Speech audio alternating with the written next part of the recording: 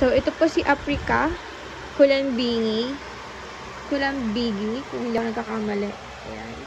Pwede sa newborn kasi may kasama siyang insert. So, kompleto po siya.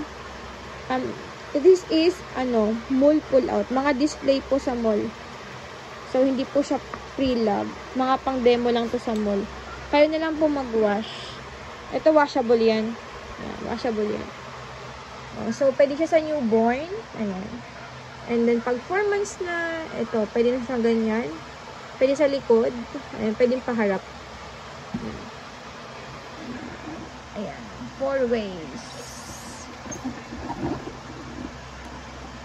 Ito kung paano ilagay.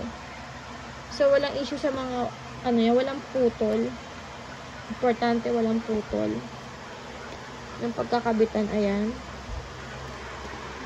So, ito yung carrier niya. Ang ganda, bagong-bago po. May pocket pa siya dyan. Ayan. Ayan.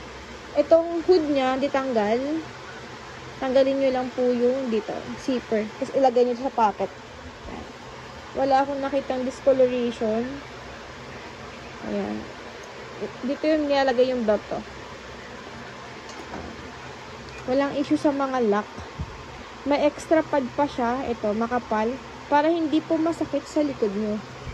So, wala pong putol yung belt. Connect natin siya dito. Ayan. Carrier except walang issue po. Bagong-bago. Original, hindi siya replica. Ayan. Ayan, yung mga belt. So, here, wala rin issue. Ayan. Ganyan yung details niya. Ayan. Ang ganda. Black na black and blue.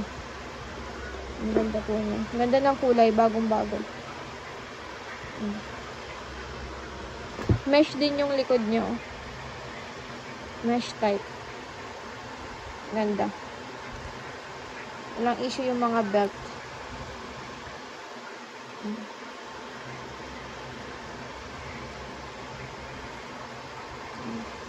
Kayo na lang po mag-wash. Kasi amoy bago po siya.